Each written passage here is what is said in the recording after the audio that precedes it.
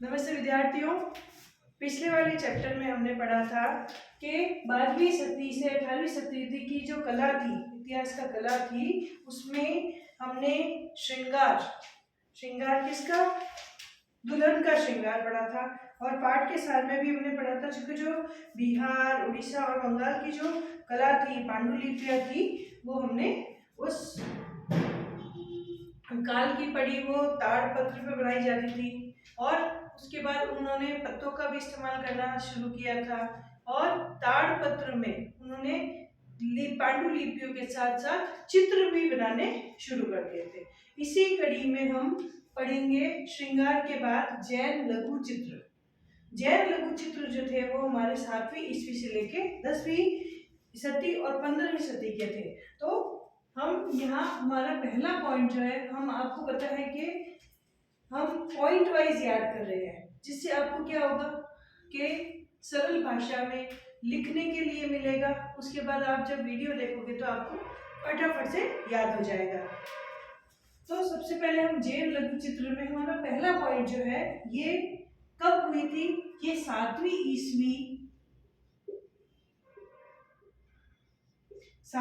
ईस्वी से लेकर 10वीं ईस्वी, 10वीं तथा 15वीं सदी तक यह चली थी। उसके बाद जैन लघु चित्र क्या थे, जैन लघु चित्र में क्या बनाया गया था, उसके साथ साथ वो कौन सी पद्धति द्वारा बनी थी? तो इसका उत्तर हमारे पास है कि ये जो जैन लघु चित्र थे, ये किसमें थे? जैन धर्म से जुड़े थे। ऑब्वियसली जैन लघु चित्र है तो जैन धर्म से ही जुड़े होंगे। उसके बाद किस पद्धति में बनाई गई है? ये पांडुलिपियां टेम्परा पद्धति में बनाई गई। ये आपको ध्यान रखना है कि जैन लघु चित्र की सभी पांडुलिपियां टेम्परा पद्धति द्वारा ही चित्रित की गई या बनाई गई। उसके बाद हमारा जो चौथा पॉइंट आता है वो है हमारा कि ये क्यों बनाया गया था, इस पे क्या बनाया जाता था, क्यों बनाया और किसके लिए बनाया? तो ये था कि जैन धर्म ग्रंथों, अब इस पे जैन धर्म ग्रंथों काल का चार्य कथा, उसके बाद तथा कल्प सूत्र को पार्श्वनाथ, ये सभी आपको याद करना है। कल्प सूत्र को पार्श्वनाथ,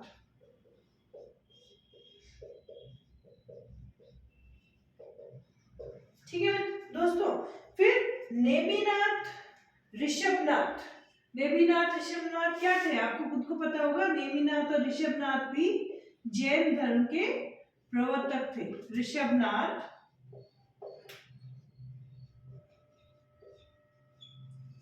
और उनके जो तीर्थंकर थे उनको लघु चित्रों से सजाया गया। इसमें इन्होंने तीर्थंकर भी ले लिए हैं, तीर्थंकरों को लघु चित्र से सजाया। फिर हमारा नेक्स्ट पॉइंट लेते हैं कि इन पांडुलिपियों को किस पर लिखा जाता था? आप सभी को पता है इन पांडुलिपियों को ताड़पत्रों पर लिखा जाता था, जैसा कि हमने पहले भी पढ़ा था इसे। उसके बाद उसके साथ साथ चित्र भी बनाए जाते थे, जो मैंने पिछली बार बताया था आपको कि ये जैसे ये ताड़पत्र है तो इस पे बीच में तो बना दिया चित्र और साइड में हमारे पांडुलिपियां लिखी हुई है। जैसे यहाँ राम और सीता जी का चित्र बना दिया, तो राम सीता जी का चित्र बनाकर पांडुलिपियों में क्या लिखा कि राम सीता जी का चित्र है, वो वनवास जाते हुए दिखाया गया, तो उन पांडुलिपियों को ऐसे बनाया गया। उसके बाद या हम जैन धर्म से लेते हैं तो ऋषभनाथ के बारे में बताया गया होगा, उनके जो प्रमुख तीर्थंकर थे महावीर स्वामी, उनके बारे में इन पांडुलिपियों को लिखा गया ताड़पत्र पर। इसके पश्चात इसमें किन रंगों का उपयोग किया जाता था? ताड़पत्र में किन रंगों का प्रयोग किया जाता था? तो इनके प्रमुख जो कलर थे वो थे लाल और पीले। इनके जो प्रमुख कलर थे वो थे लाल व पीले रंगों का उपयोग विशेषकर किया जाता था। और साथ ही स्वर्णिम व रजत रंगों का भी प्रयोग किया जाता था। स्वर्णिम मीन्स सोना, स्वर्णिम और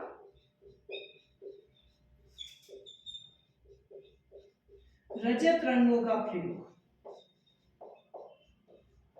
आपको कुछ नहीं करना है, बस आपको ये पॉइंट्स याद करना है और उसी के अनुसार आपको अपनी लैंग्वेज बनानी है, बहुत इजी भाषा में।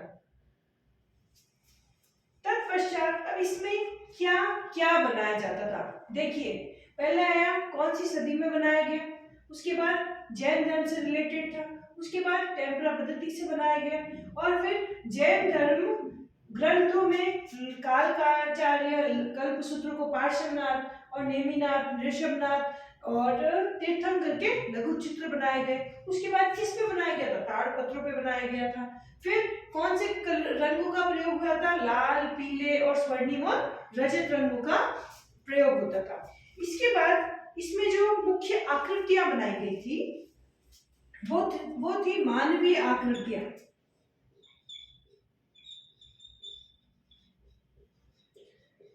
अब आप सभी को ज्ञात होगा कि मानवीय आकृतियां किसकी बनाई गई होगी? या तो स्त्री या पुरुष, वो तो विशेष थे ही, उसके अलावा उसमें इनके जो तीर्थंकर थे वो भी एक मानवीय आकार ही थे, वो एक मनुष्य थे, तो उनकी भी आकृतियां इसमें बनाई गई, उकेरी गई ताड़पत्रों पर। और इसमें मानवीय आकृतियां, रूपरेखा को भी अंकित किया गया, साथ साथ जिनमें आंखों के समान का दृश्य दिखाई देता है, जिसमें ऐसा लग रहा है कि आंख के सामने कोई दृश्य हो रहा है, जैसे यहाँ पे एक नृत्य हो रहा है और साथ में सभी बैठे हैं, तो उसी प्रकार का मानवीय आकृतियां जो थी और रूपरेखाएं थी, तो ऐसे प्रतीत हो रही थी जैसे वो आंखों के सामने हो रही हो, वो जीवंत प्रतीत हो रही हो। इसका हमारा आगे का जो पॉइंट है वो है कि आकृति में मुख्य भाग अग्रभाग की ओर होता था। जैसे यहाँ पर अगर मैंने कोई चित्र बनाया है तो मुख्य भाग कौन सा है मेरा? आंखें, नाक, मुंह और सजीव चित्र, मतलब हम बैठे हुए दिखाई दे रहे हैं, कोई खड़ा हुआ दिखाई दे रहा है, तो वैसे ही वो भी चित्र बनाते थे।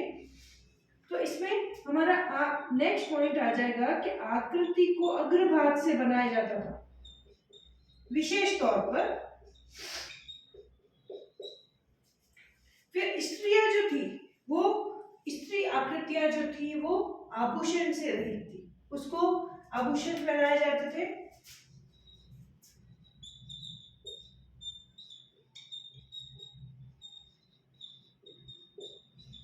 आभूषण सहित बताया गया है इसे, और जिसमें चित्रों में रेखाओं का विशेष महत्व है। कल हमने एक वर्ड लिया था लयात्मक। लयात्मक क्या होता है? एक तो हम बनाते हैं, एक रेखा हम बनाते हैं बिल्कुल ऐसे टूटी हुई, कोई चित्र बनाते हैं तो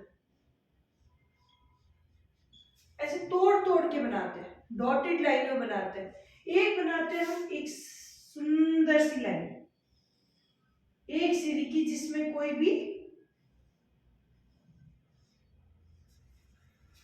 बीच में गैप नहीं, तो उसको हम बोलते हैं लयात्मक। तो रेखाओं का जो इन चित्रों में विशेष महत्व रखा गया, कहीं भी टूटी फूटी नहीं थी, एक सीधी की लय के साथ बनाई गई थी।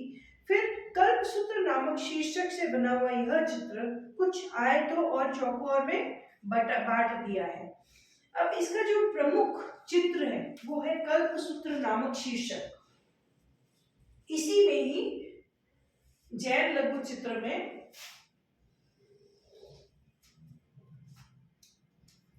जो हमारा कल्पसूत्र नामक एक शीर्षक है। कल्पसूत्र नामक शीर्षक। अब दोबारा बात यही आती है कि इसको कैसे बनाया गया। इसको बनाया गया आयतों और चौकोरों में बांट दिया गया। तो इसकी विशेषता क्या हुई कि जो कल्पसूत्र नामक शीर्षक थे वो आयतों तथा चौकोर में बांटे गए। चौकोर मीन्स ऐसे चौकोर में बांट दिया गया था इसे। फिर पुरुषों, स्त्रियों, पशुओं का चित्रण लाल रंग से किया गया है। अब इसमें जो कल्पसूत्र नामक है, ये जो कल्पसूत्र नामक शीर्षक है, उसमें प्रमुख तौर पे क्या था, आयतों और चौकोर में बनाया गया। उसके बाद इसमें स्त्री, पुरुष और पशुओं को लाल रंग से बनाया गया। ये भी बात आपको ध्यान रखनी है। ऊपर भी हमने पढ़ा था कि लाल और पीले रंगों का विशेषकर इस्तेमाल हुआ है। इसमें कल्पसूत्र नामक जो शीर्षक थे उसमें भी जो आकृतियां थी पुरुष की, महिलाओं की, पशुओं की, वो लाल रंग से बनाई गई। ये आपके सारे पॉइंट्स तैयार हो गए। इसमें आगे हम देखते हैं कि जिनमें कल्पसूत्र की कहानी का कथा क्रम से वर्णित है। अब कोई भी कल्पसूत्र की कोई भी कहानी है, उसका क्या है, एक तो चौकोर हिस्से में बांट दिया, ऐसे चौकोर हिस्से में बांट दिया, ऐसे चौकोर हिस्से में बांट दिया। अब क्या किया इसने, 1 2 3 4 ऐसे कहानी को, एक कहानी का पहलू यहाँ है तो दूसरी कहानी का पहलू यहाँ, तीसरी कहानी का पहलू यहाँ और चौथी कहानी का, उसी कहानी को क्रमबद्ध रूप में चौकोर और आयतों में बांटकर बनाया गया। और इसमें विशेषकर क्या थे, पुरुष, स्त्री और पशु, उसको किससे बनाया गया, लाल रंग से बनाया गया स्पेशली। फिर इसी को ही हम क्या कहेंगे, कल्पसूत्र की कहानी का कथाक्रम कहेंगे। जैसे अगर मैं यहाँ पर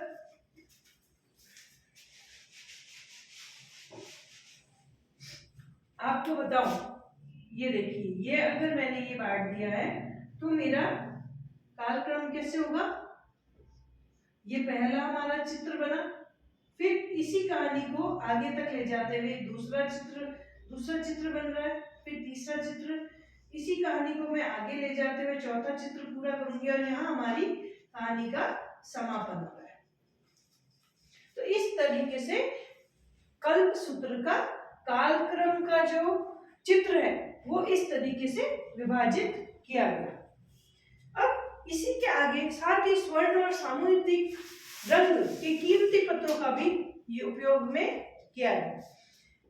लोक शैली पर इन चित्रों में जब आकार में चपटापन और अभिव्यक्ति रूढ़िवादी है तो परिदृश्य का अभाव है। उसके साथ साथ प्रभावकारी रेखाओं और शारीरिक रेखाओं को बिंदुओं से प्रयोग इन चित्रों को सौंदर्य को बढ़ाता है। तो इसी के साथ साथ जो जैन चित्र थे, अब जैन चित्र कहां कहां से प्राप्त हुए, वो थे हमारे पंजाब, बंगाल, उड़ीसा, राजस्थान तथा गुजरात। ये जो हमारे राज्य थे इसमें से जैन धर्म के चित्र हमें प्राप्त होते हैं। मुझे आशा है कि आपको ये समझ में आया होगा। अब हम इसी कड़ी में इसका आगे का पार्ट लेते हैं, रास लीला।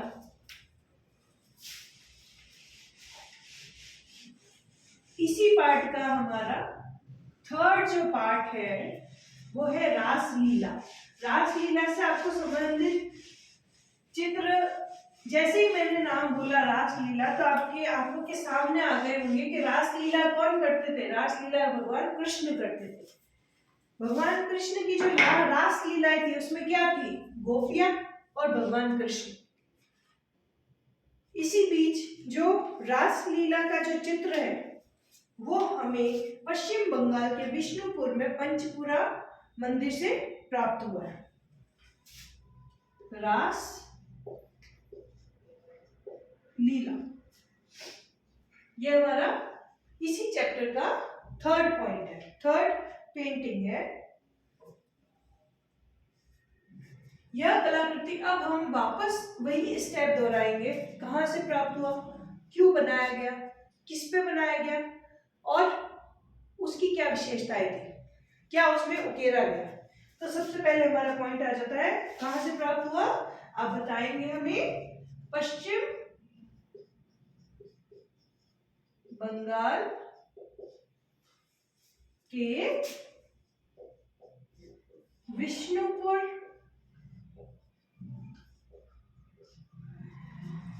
में पंचपुरा मंदिर, पंचपुरा मंदिर। नेक्स्ट पॉइंट आ जाता है, कब बनाया गया, कौन सी सदी में मिला है, 17वीं सदी में। कब मिला हमें, 17वीं सदी में। इसका नेक्स्ट पॉइंट, क्या दिखाया गया है इसमें, गोप और गोपिकाओं के सानिध्य में राधा कृष्ण का प्रेम, गोप और गोपिकाओं के सानिध्य में। अब इसकी हम तीसरी क्या लिखेंगे, विशेषता, क्या दिखाया गया, गोप और गोपिकाओं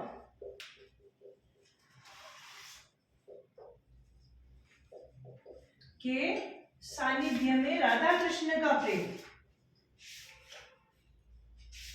राधा कृष्ण का प्रेम। और इसको किस पे बनाया गया, पक्की मिट्टी टेराकोटा की टाइल्स पे, पक्की मिट्टी के टेराकोटा टाइल्स पे बनाया गया।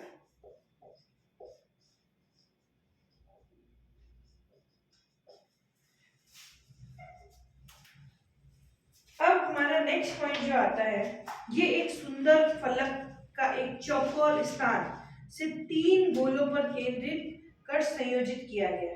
अब देखिए, मैं इसकी एक आकृति बना के बताती हूँ आपको। 1 2 3, तो ये हमारे क्या हो गए, ये फलक हो गए। और एक सुंदर फलक, ये फलक है हमारे, इसके स्टेप्स हैं, एक में बनाया, दूसरे में बनाया, तीसरे में बनाया। तो इसका क्या हो जाएगा हमारे कि एक चौकोर स्थान पर, ये जैसे ये हमारा चौकोर स्थान है, ये हमारा चौकोर स्थान है, इसमें अब इसने क्या किया, 3 फलक बनाए। इन फलक में राधा और कृष्ण की क्या बनाएगी, मूर्तियां बनाएगी। इसके बाद हमारा जो नेक्स्ट जो पॉइंट आता है वो है कि बीच के गोले में राधा और कृष्ण को एक साथ दिखाया गया। अब इसी के साथ हम देखेंगे, ये हमारे 3 फलक है, देखो मैं बताती हूँ, ये 3 फलक, ये 3 फलक हो गए। मध्य में कौन है, राधा और कृष्ण को बताया गया है। उसके बाद शेष 2 गोलों में मानवीय आकृतियां हैं, तो इसमें ये फर्स्ट, ये सेकेंड और ये थर्ड, तो इसमें और इसमें क्या है, मानवीय आकृतियां।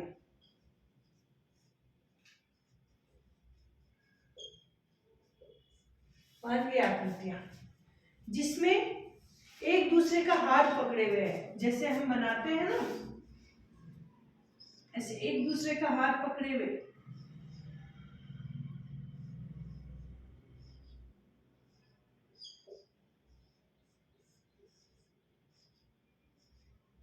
इस तरीके से एक दूसरे का इन्होंने हाथ पकड़ रखा है, जो मानवीय आकृतियां हैं। अब उनके साथ साथ और क्या क्या है, मानवीय आकृतियां तो है ही, इसके साथ साथ कौन है, पशु और चिड़िया, और थर्ड क्या है, चिड़िया। तो ये वाली आकृतियां भी इसमें उकेरी गई है। उसके बाद जो पश्चिम बंगाल के बांकुरा जिले में स्थित विष्णुपुर के अधिकांश मंदिर जिनको सुंदर दिखाने के लिए इन टाइल्स का इस्तेमाल किया गया है, उसमें शिव जी या विष्णु जी को समर्पित है। अब ये जितने भी चित्र हैं ये हमारे, ये किसको समर्पित है? शिव जी और विष्णु जी को।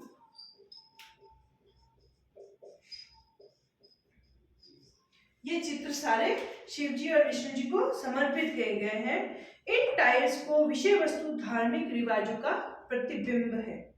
समकालीन सामाजिक जीवन को दर्शाने का पूर्ण प्रयास किया गया है। अब इसमें सभी चीजें अगर दर्शाई गई है, मानवीय आकृतियां और राधा कृष्ण का प्रेम और चिड़िया भी दिखाई है, पशु भी दिखाए हैं, मानवीय आकृतियां भी दिखाई है, तो वो एक क्या है कि एक सामंजस्य है, किसमें? मनुष्य में भी, पशुओं में भी, और जो भगवान की जो मूर्ति है राधा कृष्ण की उसमें भी एक सामंजस्यपूर्ण एक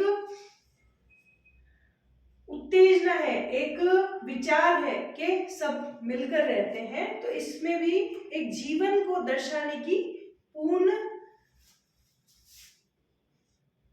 प्रयास किया गया है। इसके अलावा मंदिर वास्तुकला बंगाल की झोपड़ी कला के निकट है, जो ध्वज में दीवारों की पक्की मिट्टी को छोटी टाइल से सजाया गया है। अब जैसे ये तो हमारी प्रमुख टाइल है, इसको हम टाइल ही बोलेंगे, ये तो हमारी प्रमुख टाइल है। उसके अलावा जो भी पश्चिम बंगाल के जो मंदिर हैं उनको छोटी छोटी टाइलों में भी सजाया गया, उसमें भी सेम समान चित्र उकेर के उनको अलग अलग दीवारों पे लगाया गया है। फिर गारे की सहायता से दीवारों पर इन टाइल्स को चिपकाया गया है और टेराकोटा की इन टाइल्स के बल पर लोक कला बिना किसी प्रोत्साहन के भी जीवित रही है। मतलब इसमें इतना सारा कुछ दिखाया गया है कि जिससे वो कला जीवंत है। अभी भी हम अगर जाके देखेंगे तो वो कला जीवंत लगती है कि जाने अभी अभी पत्थर पर उकेर कर दीवार पे चिपकाया गया है गारे की सहायता से। ठीक है मित्रों, तो हमें रासलीला में जो भी विशेषताएं थी हमने इसमें पढ़ी, वो पश्चिम बंगाल के विष्णुपुरा में पंचपुरा मंदिर में स्थित है, फिर 17वीं सदी का है। फिर इसमें क्या दिखाया गया है? राधा कृष्ण का प्रेम किसके सानिध्य में? गोप गोपिकाओं के। फिर पक्की मिट्टी की टेराकोटा टाइल्स से बना हुआ है और इसमें 3 फलक है। 3 फलक में मध्य में राधा कृष्ण का प्रेम बताया गया है और दूसरा और तीसरा जो फलक है इसमें मानवीय आकृतियां और पशु और चिड़िया है बताई गई है। उसके अलावा ये जो 3 फलक में जो दूसरा और तीसरा जो फलक है इसमें जो मनुष्य आकृतियां बनी गई है वो एक दूसरे के संयोजन में एक दूसरे के हाथ पकड़े हुए हैं और ये किसे समर्पित है? ये विष्णु, शिव और विष्णु जी को समर्पित है। तो इसी के साथ हमारा रासलीला का जो टॉपिक है वो खत्म होता है और ये पाठ भी खत्म होता है कि हमने 12वीं सदी से 18वीं सदी में कला का जो इतिहास था उसको संपूर्ण पढ़ लिया है।